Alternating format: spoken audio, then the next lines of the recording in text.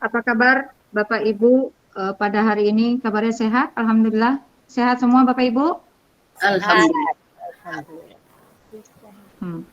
Baik Bapak Ibu, yang saya hormati, puji syukur marilah kita panjatkan kepada Allah yang telah memberikan nikmat dan hidayahnya kepada kita semua, sehingga kita bisa mengikuti Gimit pada hari ini.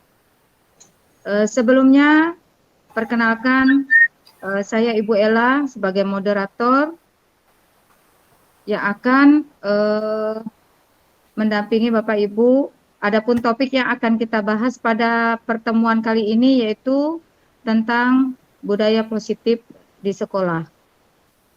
Saya selaku moderator akan membacakan rangkaian acara pada diskusi kita kali ini, di antaranya yaitu 1, pembukaan. Marilah kita buka acara kita ini dengan pembacaan basmalah. Bismillahirrahmanirrahim. Lanjut kita kepada acara yang kedua yaitu penyampaian presentasi yang akan disampaikan kepada Ibu Elvi Fadlia. Tapi sebelumnya saya akan membacakan biodata Ibu Elvi Fadlia. Ibu Elvi Fadlia, SPD, kemudian lahir di Tembilahan tanggal 25 Agustus 1984, dan Ibu Elvi Fadlia ini adalah calon CGP angkatan kelima. Bapak Ibu yang saya hormati, sebelum masuk kepada materi yang akan disampaikan oleh pemateri kita, saya akan memberikan sedikit informasi tentang budaya positif, bahwa pendidikan adalah sebuah tuntunan dalam hidup dan tumbuh kembang anak. Kemudian setiap anak pun tentunya memiliki tumbuh kembang dan pengalaman dirinya sendiri. Dan tentunya pendidikan haruslah membimbing dan menguatkan apa yang ada dalam diri anak agar dapat memperbaiki tingkah lakunya. Oleh karena itu, kita sebagai guru adalah pamong yang dapat memberikan tuntunan agar anak dapat menemukan kemerdekaannya dalam belajar. Dan guru pun diharapkan memiliki nilai-nilai positif yang dibutuhkan untuk membentuk karakter pelajar Pancasila dengan memberi contoh dan melakukan pembiasaan serta budaya positif yang konsisten di sekolah. Nah, untuk itu pada hari ini, marilah sama-sama kita mendengarkan penjelasan dari Ibu Elvi Fadlia. Nanti kita akan mendapatkan informasi apakah yang dimaksud dengan budaya positif di sekolah. Kemudian apa saja sih yang termasuk budaya positif di sekolah. Baiklah, untuk selanjutnya mari sama-sama kita mendengarkan penjelasan dari Ibu Elvi Fadlia. Waktu dan tempat kami persilakan. Silakan Bu Elvi. Terima kasih kepada Ibu Moderator. Bismillahirrahmanirrahim. Assalamualaikum warahmatullahi wabarakatuh. Waalaikumsalam warahmatullahi wabarakatuh. Alhamdulillahirabbil alamin, wassalatu wassalamu ala asrafil anbiya'i wal mursalin wa ala alihi wa ashabihi ajmain. Amma ba'du. Puji dan syukur kita panjatkan kehadirat Allah Subhanahu wa taala yang telah melimpahkan rahmat-Nya kepada kita semua, sehingga hari ini kita bisa berkumpul di ruang virtual ini dalam keadaan sehat walafiat. Tak lupa pula salawat dan salam kita hadiahkan kepada junjungan kita Nabi besar Muhammad Sallallahu Alaihi Wasallam dengan mengucapkan Allahumma sholli ala Sayyidina Muhammad wa ala ali Sayyidina Muhammad. Pergi ke masjid memperbaiki kotak amal, balik ke rumah memperbaiki pagar. Jangan menyerah karena gagal, mari maju serentak wujudkan merdeka belajar.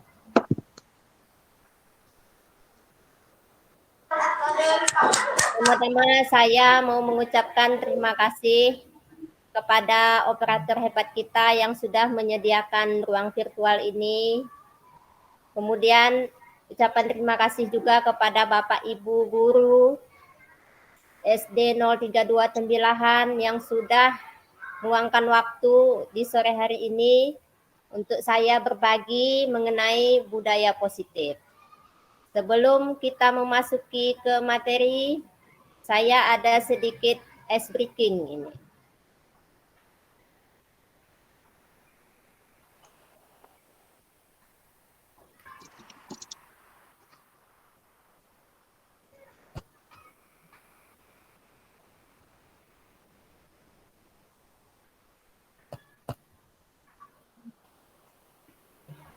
Nah, ice breaking-nya normal is boring. Nah, artinya apa nih Bapak Ibu? Normal itu membosankan. Nah, ya. Jawablah menggunakan imajinasi di luar batas normal Anda. Awas, pertanyaan memerlukan jawaban di atas normal orang-orang biasa. Nah, jadi Bapak Ibu nanti jawabnya jangan yang normal-normal, jawabannya harus luar biasa ini ya Bapak Ibu. Nah, saya punya gambar, kira-kira ini gambar apa ya? Gambar hewan apa? Ayam jago. Kambing. Ayam jago, ada yang lain? Coba kita lihat kira-kira apa ini. Pula. Badak ya.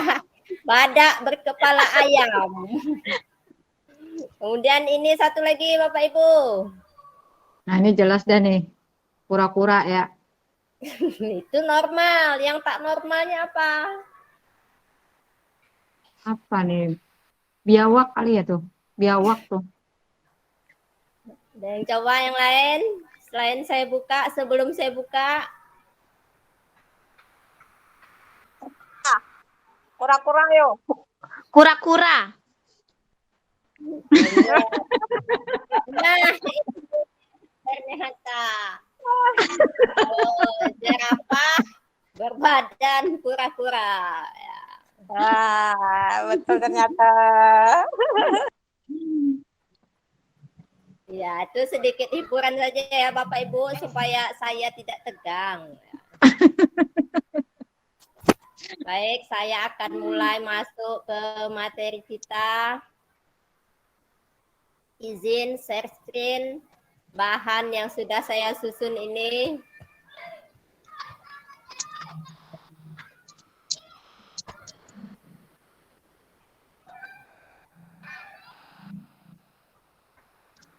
Nah, ini dia Bapak Ibu. Ini salah satu tugas saya pada aksi nyata modul 14, yaitu budaya positif di lingkungan kelas dan sekolah.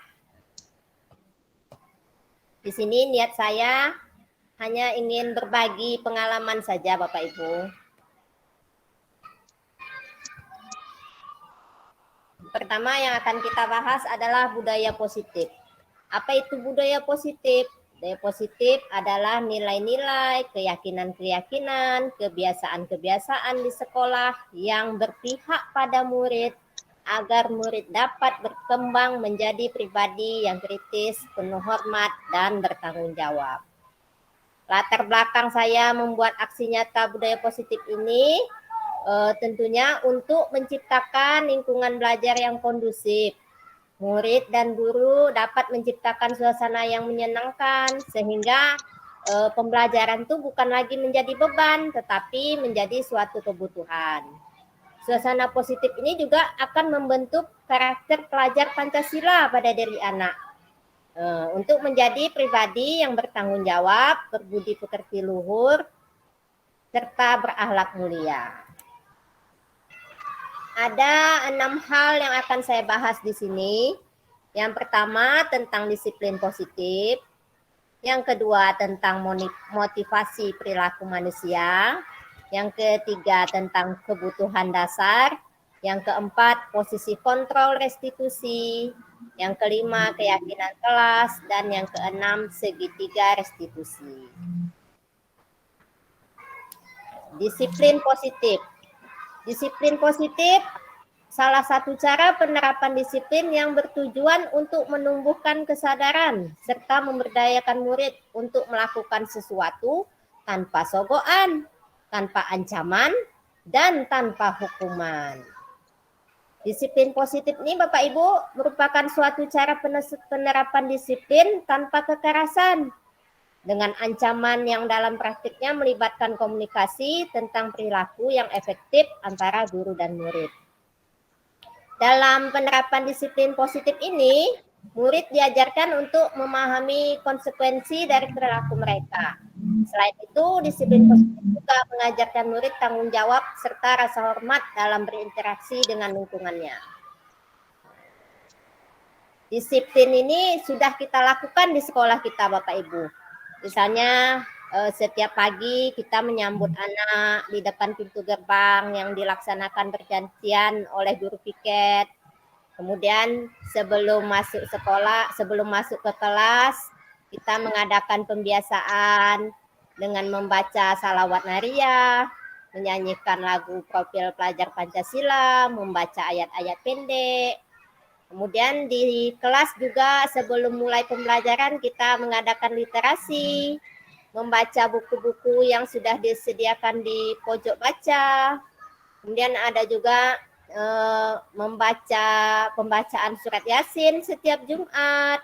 Kemudian ada lagi kegiatan anak-anak dalam bergotong royong, senam pagi setiap Sabtu, atau kita jalan santai.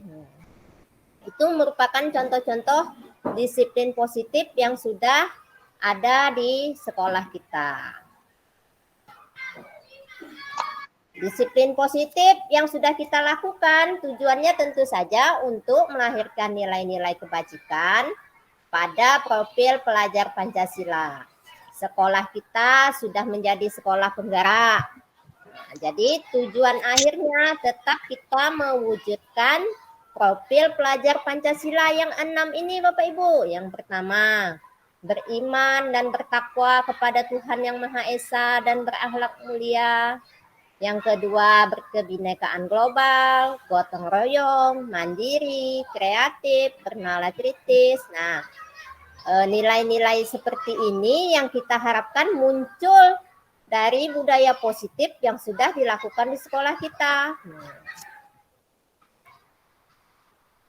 Bagaimana caranya supaya kita dapat mewujudkan nilai-nilai positif itu? Nah, ayo kita bentuklah keyakinan kelas. Saya yakin ini sudah ada di setiap kelas masing-masing ya. Nah, ini contoh yang kami buat di kelas 1C nih. Yang pertama, disiplin. Nah, setiap anak saya mengharapkan disiplin, jujur, sopan dan santun, bekerja sama menjaga kebersihan kelas, mengerjakan tugas tepat waktu, menghargai guru dan teman. Ini bentuk keyakinan kelas nih merupakan sesuatu yang dapat diterapkan di lingkungan kelas tersebut. Misalnya disesuaikan yang untuk kelas 1 seperti ini, yang untuk kelas tinggi 4, 5, 6 apa. Dan yang membuat keyakinan kelas ini bukan cuman gurunya saja, tentu saja seluruh warga sekolah. Sesuai dengan kesepakatan, nah, sama-sama kita menyusunnya. Apa-apa yang mau kita jadikan keyakinan kelas. Semuanya boleh berpendapat, apa saja pendapatnya boleh kita terima, kita musyawarahkan. Sifatnya ini bisa ditinjau kembali sewaktu-waktu, bisa berubah. Tidak selama setahun itu keyakinan kelasnya itu saja, tidak berubah-ubah. Misalnya yang bagian disiplin, semua anak sudah disiplin. Nah, bisa kita hapuskan bagian disiplin, kita ganti lagi yang lain. Tapi keyakinan kelas ini bentuknya tidak baku. Dia bisa berubah kembali, ditinjau kembali sewaktu-waktu. Motivasi perilaku manusia. Ada 3. Yang pertama, untuk menghindari ketidaknyamanan atau hukuman. Yang kedua, untuk mendapatkan imbalan atau penghargaan dari orang lain. Yang ketiga, untuk menjadi orang yang mereka inginkan dan menghargai diri sendiri dengan nilai-nilai yang mereka percaya. Motivasi ini Bapak Ibu ada juga motivasi dari dalam diri namanya. Ini motivasi intrinsik. Ini terjadi saat seorang anak belajar untuk pertama kalinya menggabungkan huruf dan kata-kata serta menyadari ia dapat membaca. Ketika dia menyadari dia dapat membaca, seketika itu timbul cahaya di matanya dan senyuman di wajahnya. Nah, itu anak tersebut begitu gembira bahwa ia telah mempelajari dan menguasai suatu keterampilan baru. Kesadaran akan kemampuannya bahwa dia sudah dapat membaca sesungguhnya sudah merupakan sebuah penghargaan. Jika kita memberikan penghargaan kepada seorang anak pada saat dia merasa bangga dengan pencapaiannya sendiri, maka kita akan mengambil kegembiraan yang saat itu sedang dirasakan secara alamiah. Nah, jadi motivasi intrinsik itu muncul dari dalam diri anak itu sendiri. Nah, ini ada 5 kebutuhan dasar manusia. Yang pertama, kebutuhan bertahan hidup atau survival. Ini kebutuhan yang bersifat fisiologis untuk bertahan hidup, misalnya kesehatan, makan, rumah, apa-apa saja yang menjadi kebutuhannya sehari-hari. Ini dia. Kemudian yang kedua, kebutuhan akan kasih sayang dan rasa diterima. Love and belonging. Kasih sayang dan rasa diterima. Ini merupakan kebutuhan psikologis. Kebutuhan untuk disayangi dan diterima meliputi kebutuhan akan hubungan dan koneksi sosial. Dan kebutuhan untuk merasa menjadi bagian dari suatu kelompok. Nah, dia harus merasa diterima, baik itu di dalam keluarga atau di dalam kelompok pertemanannya. Yang ketiga, penguasaan atau power. Nah, ini kebutuhan akan pengakuan atas kemampuan. Kebutuhan ini berhubungan dengan kekuatan untuk mencapai sesuatu, menjadi kompeten, menjadi terampil, diakui atas prestasi dan keterampilan kita. Dengarkan dan memiliki rasa harga diri. Jadi ketika seseorang itu merasa dia sudah bisa, dia juga butuh pengakuan. Yang keempat, kebebasan atau freedom. Ini kebutuhan akan pilihan. Kebutuhan untuk bebas adalah kebutuhan akan kemandirian, otonomi. Memiliki pilihan dan mampu mengendalikan arah hidup seseorang. Anak-anak dengan kebutuhan kebebasan yang tinggi menginginkan pilihan. Mereka perlu banyak bergerak, suka mencoba-coba, tidak terlalu terpengaruh orang lain, dan senang mencoba hal baru dan menarik. Jadi dia bebas. Dia bebas melakukan apa saja yang dia inginkan.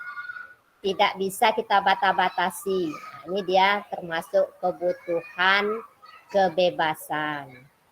Yang kelima, kesenangan atau fun. Nah, kebutuhan untuk merasa senang. Jadi manusia itu juga punya kebutuhan merasa dirinya harus merasa senang. Kebutuhan akan kesenangan adalah kebutuhan untuk mencari kesenangan. Contohnya apa? Bermain, tertawa. Bayangkan hidup tanpa kenikmatan apapun. Betapa menyedihkannya. Anak-anak dengan kebutuhan dasar kesenangan yang tinggi biasanya ingin menikmati apa yang dilakukan. Mereka juga bisa berkonsentrasi tinggi saat melakukan hal yang disenangi. Mereka suka permainan dan suka mengoleksi barang. Suka bergurau, suka melucu, dan juga menggemaskan.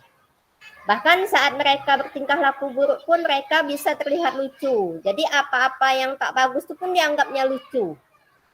Misalnya ketika mereka datang terlambat, oh lucu, ketawa-ketawa dia. Padahal itu hal yang salah. Atau ketika dia lupa mengerjakan tugasnya, nah, ketawa-ketawa dia. Nah, itu sebetulnya sudah tidak benar ya. Nah, di sini saya juga akan menjelaskan tentang 5 posisi kontrol. Di posisi manakah kita sebagai guru? Apakah kita pernah menjadi guru yang penghukum? Mungkin pernah ya Bapak Ibu. Pembuat rasa bersalah, teman, pemantau, atau manajer.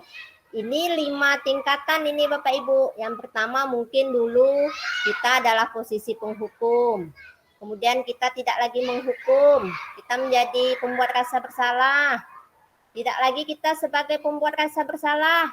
Kita menjadi teman. Nah, setelah menjadi teman, kita bisa menjadi pemantau. Dan posisi yang paling tinggi itu ternyata adalah posisi manajer. Bagaimana posisi manajer ini? Saya yakin Bapak Ibu sudah pernah melakukannya nih. Hanya saja tidak tahu kalau ini ternyata termasuk dalam posisi kontrol yang paling tinggi. Saya akan mencoba membahas satu persatu. Yang pertama, posisi penghukum. Posisi seorang penghukum, guru yang suka menghukum ini, biasanya dia menggunakan hukuman fisik. Baik verbal, bisa juga langsung disuruhnya, misalnya anak-anak disuruh berdiri, mengerjakan tugas yang tidak seharusnya, seperti menulis saya bersalah sebanyak 100 kali, atau berdiri di depan kelas, atau hukumannya disuruh nyapu, atau disuruh nyanyi, ada banyak sekali hukuman. Biasanya nada suaranya guru seperti ini tinggi, berteriak-teriak dia. Matanya melotot, jarinya menunjuk-nunjuk. Hasilnya kemungkinan murid marah dan dendam atau bersifat agresif. Nah, murid yang dendam ini berbahaya Bapak Ibu. Tiba-tiba guru yang menghukumnya mungkin dikempeskannya ban motor gurunya. Atau ada barang di kelas dirusakkannya, meja lah dicoret-coretnya. Ini hasil dari posisi guru yang suka menghukum, tidak ada dampak baiknya biasanya. Kemudian yang kedua, pembuat rasa bersalah. Nah, guru yang seperti ini biasanya dia suaranya lembut aja. Pembuat rasa bersalah nih menggunakan keheningan untuk membuat orang lain merasa tidak nyaman, bersalah atau rendah diri. Kata-katanya yang keluar tuh lembut, halus. Dia bilangnya seperti ini biasanya, ibu sangat kecewa sekali denganmu. Kenapa kamu begini? Bagaimana kalau orang tua kamu tahu kamu berbuat seperti ini? Nah, coba berapa kali ibu harus bilang seperti ini. Nah, saya salah satu guru yang pembuat rasa bersalah. Kemudian yang ketiga, posisi teman. Sikap ini akan lebih berbahaya Bapak Ibu ternyata dari posisi penghukum. Karena siswa menahan perasaan. Kalau meletus bisa menyakiti dirinya sendiri dan orang lain. Nah, ternyata kita nganggap murid kita tuh teman tak baik juga. Contohnya kayak gini, dia gurunya selalu bilang, ayo bantulah demi Bapak ya. Ayo ingatkan, ayo ingat Bapak selama ini sudah bantu apa? Ayolah dikerjakan. Nah, sudah. Kalau anaknya membuat kesalahan, dibilang gini, sudah tidak apa-apa. Lain kali jangan kayak gini lagi ya, biar nanti Bapak yang bereskan. Nah, itu contoh-contoh jika kita di posisi teman. Guru, jika dia berada di posisi teman, dia tidak akan menyakiti muridnya. Namun akan berusaha mengontrol murid. Posisi teman pada guru biasanya negatif atau positif. Positifnya terjadi hubungan baik antara guru dan murid. Negatifnya posisi teman adalah bila suatu saat guru tersebut tidak membantu, maka murid akan kecewa dan tak mau lagi berusaha. Biasanya guru-guru yang dengan posisi teman ini suaranya lembut aja, tidak pernah dia keras. Jadi murid itu akan merasa senang dan akrab dengan dia. Negatifnya nih, muridnya jadi ketergantungan dengan guru tersebut. Jadi kalau ada masalah, dia akan mengandalkan guru tersebut untuk membantunya. Akibatnya kalau mau berbuat sesuatu, bila ada yang menyuruhnya ya guru tersebut aja. Tapi kalau guru lain yang menyuruhnya, dia bisa tidak mau melakukan hal yang sama, hal sebaik yang dengan guru yang tersebut. Kemudian posisi yang keempat ada posisi pemantau. Memantau itu artinya mengawasi. Pada saat kita mengawasi, kita bertanggung jawab atas perilaku orang-orang yang kita awasi. Posisi pemantau berdasarkan pada peraturan-peraturan dan konsekuensi. Nada suaranya datar, bahasa tubuhnya juga normal. Hasilnya murid memahami konsekuensi yang harus dijalankan karena telah melanggar salah satu peraturan sekolah. Contohnya kalau posisi pemantau nih, sudah tahu peraturannya apa? Itu biasa gurunya bilang. Apa yang telah kamu lakukan? Dah tahu nih, kalau terlambat apa sanksinya? Kalau tak bawa buku apa sanksinya? Itu posisi pemantau. Betul-betul anak itu dipantau.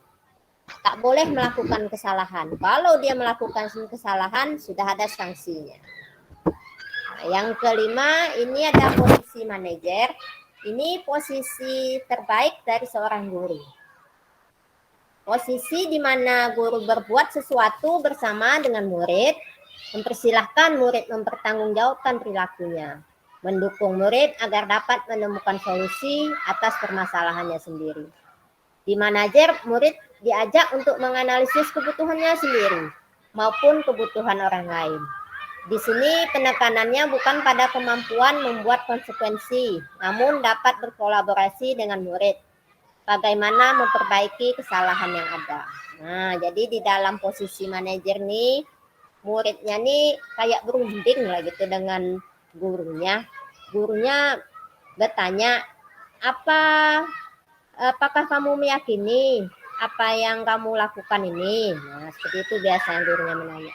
Jika kamu meyakininya, apakah kamu bersedia memperbaikinya? Jika kamu memperbaiki ini, hal ini menunjukkan apa tentang diri kamu? Kemudian ada lagi pertanyaan, apa rencana kamu untuk memperbaiki hal ini? Nah, ini 5 posisi kontrol.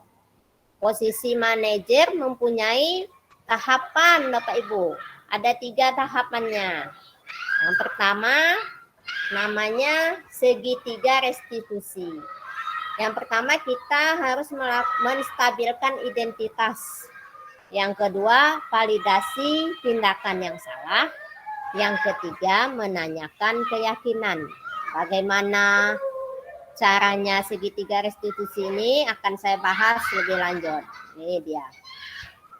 Pertama, kita harus menstabilkan identitas. Kita harus menyatakan bahwa berbuat salah itu hal yang wajar. Tidak ada manusia yang sempurna. Saya, ibu guru, dan teman-teman juga pernah melakukan kesalahan seperti itu. Kita bisa menyelesaikan masalah ini.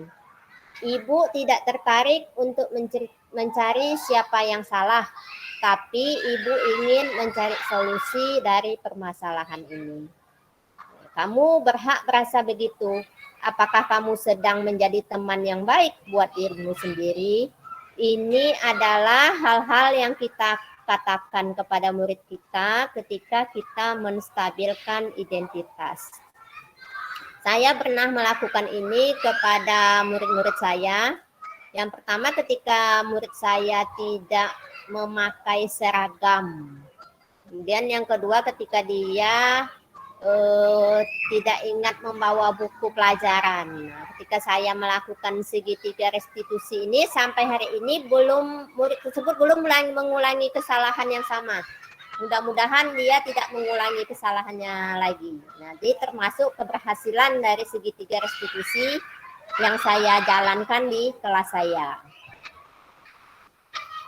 Tindakan kedua dari segitiga restitusi itu adalah validasi tindakan yang salah.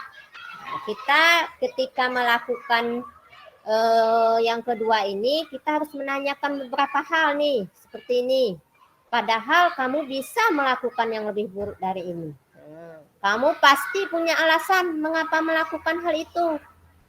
Kamu patut bangga pada dirimu sendiri karena kamu sudah melindungi sesuatu yang penting buatmu. Kamu boleh mempertahankan sikap itu, tapi kamu harus menambah sikap yang baru. Nah, kita tidak boleh menjudge dia. Kita harus membuat dia menyadari tindakan yang salah yang sudah dia perbuat. Kemudian yang ketiga, ini menanyakan keyakinan. Kita tanyakan lagi sama dia, apa yang kita percaya sebagai keyakinan kelas? Apa nilai-nilai umum yang sudah disepakati? Apa bayangan kita tentang kelas yang ideal? Kamu mau jadi orang seperti apa? Nah, biasanya ini murid kita akan menjawab.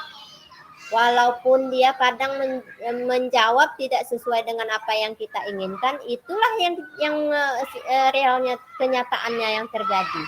Sesuai saja dengan jawaban mereka, apa yang kita tanyakan ini. Saya yakin Bapak Ibu pun bisa melakukan pemecahan masalah dengan menggunakan segitiga restitusi ini. Karena saya sudah melakukannya di kelas 1. Di kelas 1 saja bisa, apalagi di kelas tinggi. Tapi juga kita tergantung kepada individunya kembali.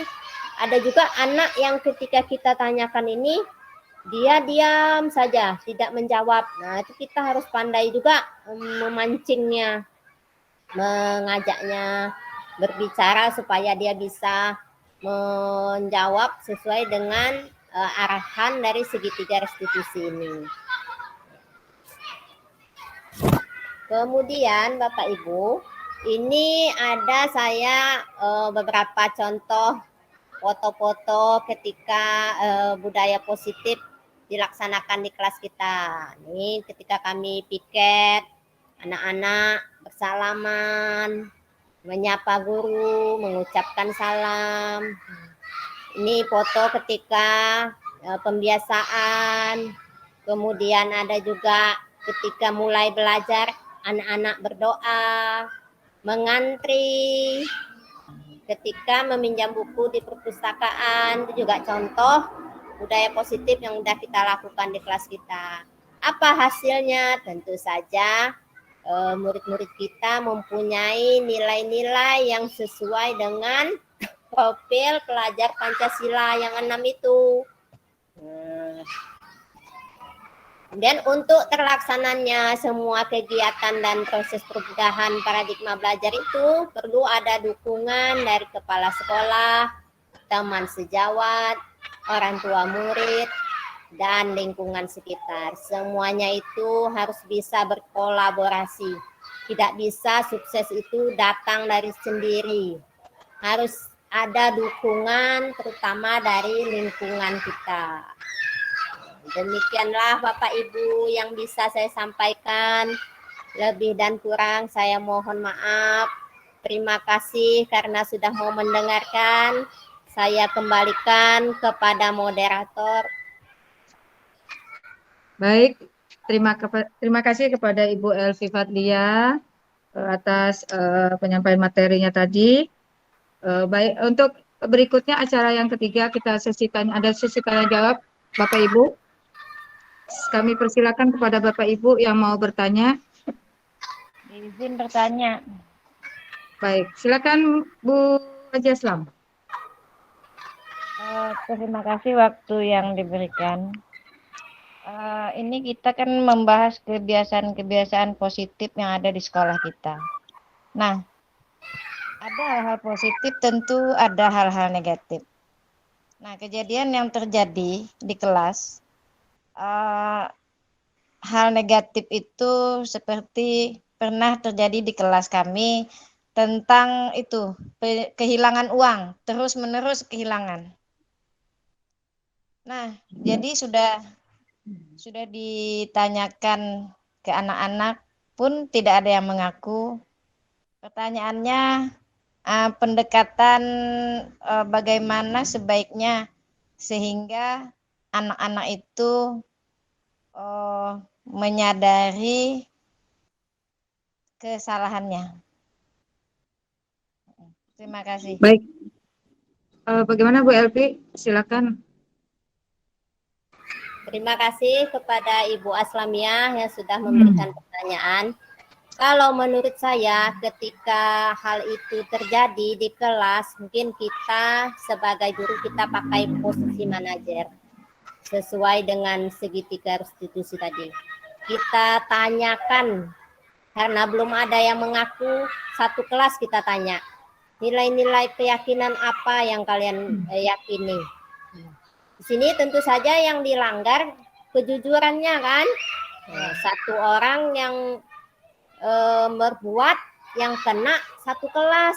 Nah, setiap anak tentu merasa tak enak jadinya. Apakah teman di sebelahku, seperti itu kan. Nah, di sini saya menyarankan untuk menggunakan posisi manajer tadi. Kita tanyakan satu-satu, kita tanya, kenapa uang ini hilang terus? Apakah ada di sini yang bermasalah tentang keuangan? Nah, yuk kita selesaikan. Itu bisa juga kita cari latar belakangnya, keluarganya. Apakah anak ini dari keluarga yang tidak ada ayah ibunya, atau anak ini pergi sekolah tidak pernah dikasih uang belanja. Nah, itu harus kita cari juga latar belakangnya. Kurang lebih seperti itu, Ibu. Ya. Bagaimana Bu Haji Aslam? Terima kasih.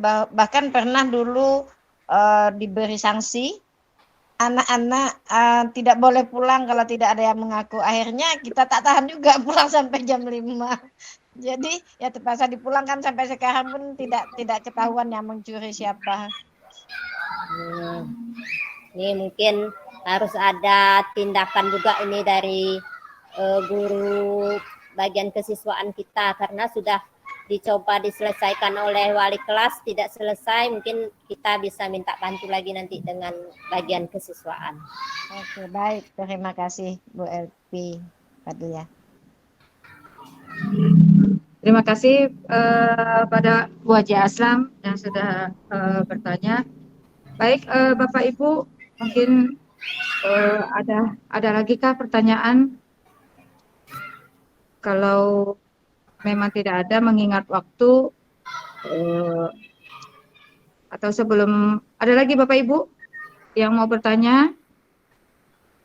Kalau memang tidak ada yang bertanya, karena waktunya sudah mengingat waktu sudah habis, kita tutup saja Bapak Ibu ya.